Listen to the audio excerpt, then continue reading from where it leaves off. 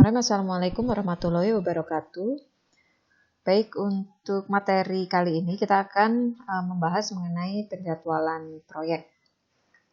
Jadi, definisi dari perencanaan secara umum itu merupakan proses mendefinisikan tujuan organisasi, kemudian membuat strategi untuk mencapai tujuan itu, dan mengembangkan rencana aktivitas kerja organisasi. Jadi apabila kita korelasikan dengan perencanaan penjadwalan proyek, maka tujuan dari penjadwalan ini adalah membuat gedung gitu ya, membuat jalan, membuat jembatan gitu. Kemudian strategi untuk mencapai tujuan tersebut adalah menentukan kegiatan apa saja yang harus diselesaikan. Kemudian mengembangkan rencana aktivitas, kapan kegiatan tersebut harus dilaksanakan, kapan harus selesai, kemudian sumber daya apa saja yang harus dipakai, bagaimana hubungan antar pekerjaan. Gitu. Kemudian tujuan dari penjadwalan, scheduling ini ada 4. Yang pertama adalah menetapkan jenis kegiatan dari suatu proyek. Jadi jenis kegiatan ini mulai dari pekerjaan tanah, pekerjaan pondasi, dan seterusnya. Tujuan yang kedua adalah menetapkan hubungan antar kegiatan. Jadi masing-masing pekerjaan tersebut kita tentukan hubungan antar pekerjaannya. Mana yang diselesaikan lebih dulu, kemudian dilanjutkan dengan pekerjaan apa, dan seterusnya. Tujuan penjadwalan yang ketiga adalah merencanakan lama atau durasi kegiatan tersebut. Jadi masing-masing pekerjaan kita tentukan lama dan durasinya. Menentukan durasi ini sangat tergantung dari sumber daya proyek yang kita punya. Tujuan penjadwalan keempat adalah merencanakan kapan suatu pekerjaan tersebut harus dimulai dan kapan harus selesai. Ini terkait dengan waktu pelaksanaan proyek yang terikat di kontrak. Ini adalah prosedur penjadwalan atau scheduling. Yang pertama, kita harus dapat mengidentifikasi dulu kegiatan apa saja yang harus kita selesaikan, harus kita kerjakan ya untuk mencapai tujuan proyek tadi. Kemudian kita hitung volumenya. Jadi berapa volumenya gitu ya. Kemudian kita hitung produktivitas kegiatan. Ini yang tadi penting ya. Jadi ketika kita menentukan durasi, maka input yang paling utama adalah sumber daya apa yang kita miliki. Ya, sumber daya ini ada 4 kalau di proyek. Yang pertama modal, yang kedua tenaga, yang ketiga material, yang keempat alat.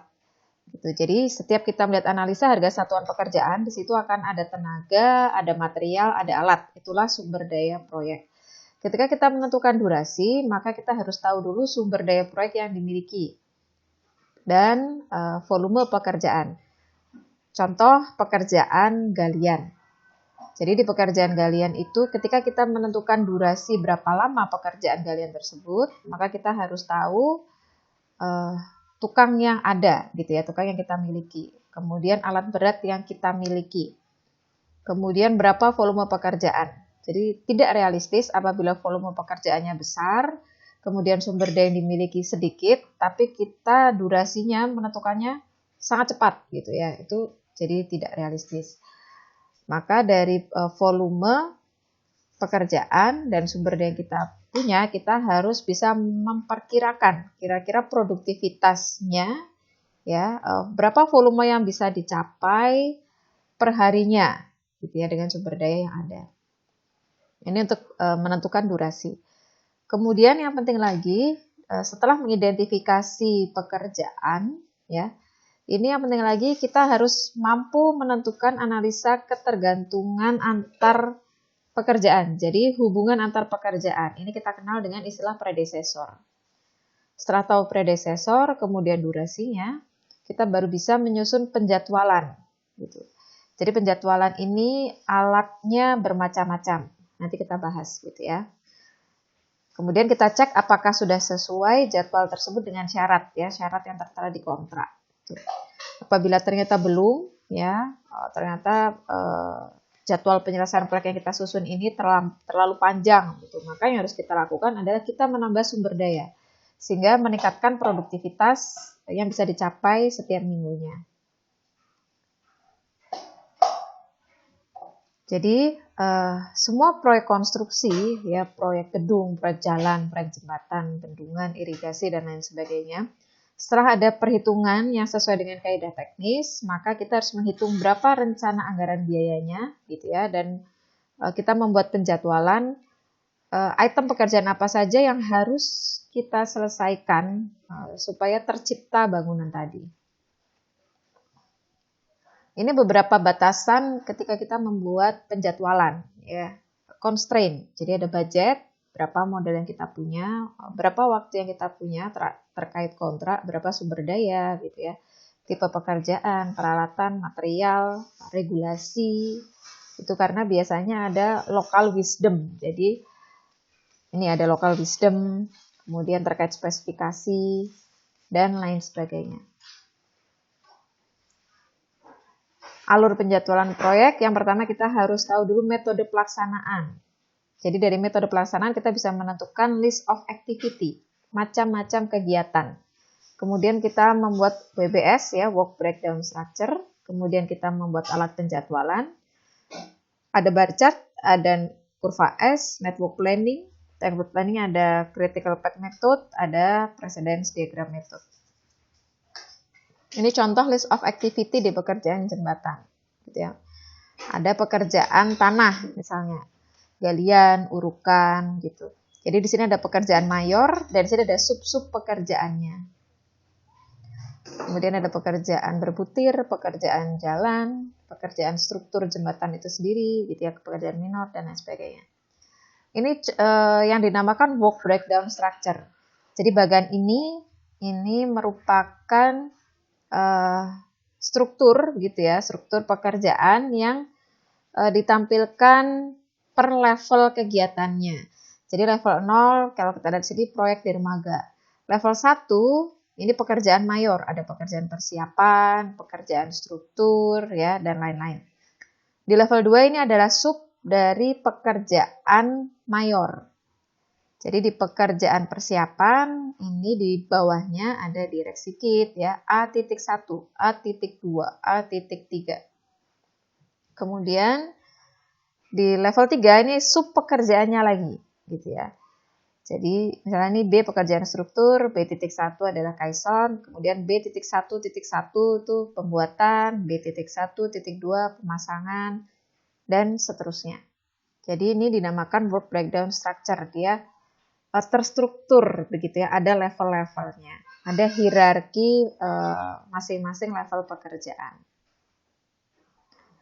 Pengertian dari work breakdown structure adalah pengelompokan kegiatan di suatu proyek menjadi beberapa kelompok kegiatan sehingga bisa lebih rinci dan lebih terstruktur. Kita bisa tahu bagaimana hierarki kegiatannya. Ini contoh work breakdown structure, misalnya proyek jembatan, gitu ya. Jadi di sini ada perkerasan jalan, struktur jembatan, perkerasan berbutir, pekerjaan tanah. Ini sub-sub pekerjaannya. Baik, kita masuk ke alat penjadwalan. Jadi yang pertama, yang paling kita sering melihat, ya, dan sering membuat saya yakin itu yang pertama adalah diagram batang. Diagram batang, ya. Kemudian nanti diagram batang ini dikembangkan menjadi gancar, dikembangkan menjadi kurva S. Yang kedua, network planning. Network planning ini penjadwalan yang berbentuk jaringan, gitu ya, network. Kemudian ada line of balance diagram, gitu ya. Dan lain sebagainya. Jadi banyak sekali alat penjadwalan proyek di luar sana. Oke, baik. Jadi saya masuk langsung ke contoh. Yang di atas ini, ya, tabel-tabel kolom ini dinamakan dengan bar chart. Jadi ketika dulu membuat proposal, gitu ya, saya mau mengadakan kegiatan pentas seni. Gitu. Kemudian ketika kita breakdown, kegiatan pentas seni ini ada pekerjaan persiapan dulu, gitu ya, penyusunan proposal, kemudian mencari sponsor, ya, kemudian ada gladi bersih, kemudian ada acaranya, kemudian bikin laporan, gitu. Nah, itu adalah jenis-jenis pekerjaan. Kemudian kita plot waktunya. Jadi minggu keberapa gitu ya, masing-masing pekerjaan tersebut. Itu adalah bar chart. Bar chart itu diagram batang, ini penjadwalan yang paling sederhana. Jadi di bar chart ini kita bisa mengetahui dua hal. Satu, pekerjaannya, kemudian dua adalah waktunya. Jadi hanya itu informasi yang kita tahu dari bar chart. Jadi pekerjaan apa dilaksanakan kapan, hanya itu. Kemudian bar chart ini dikembangkan menjadi Gantt chart. Jadi kalau kita ingat-ingat ya di Microsoft Project itu ketika kita membuat penjadwalan maka otomatis akan muncul Gantt chart. Jadi Gantt chart itu adalah diagram batang yang ada informasi hubungan antar pekerjaannya. Jadi misalnya di sini nomor 1 dan nomor 2 itu hubungannya adalah finish to start. Kemudian nomor 2 dan nomor 3 itu hubungannya adalah start to start. Kemudian nomor 3 dan nomor 4 itu finish to start dan lain sebagainya. Jadi itu bedanya Gantt chart dengan bar chart. Ya, jadi di Gantt chart itu kita bisa mengetahui hubungan antar pekerjaannya. Kemudian bar chart ini dikembangkan menjadi kurva S, gitu ya. Jadi kurva S ini adalah diagram batang yang kita beri bobot. Nah, ini dikembangkan menjadi kurva S. Ini bar chart. Kemudian yang di bawah ini adalah network planning. Network planning ini ada dua macam. Jadi ada yang aktivitasnya, pekerjaannya kita tulis di panah, ada yang aktivitasnya kita tulis di note ya. Maka ada istilah activity on arrow dan activity on note. Kalau gambar ini aktivitasnya kita tulis di panah. Jadi ini aktivitas kegiatan A, B, C, D, E sampai I gitu ya.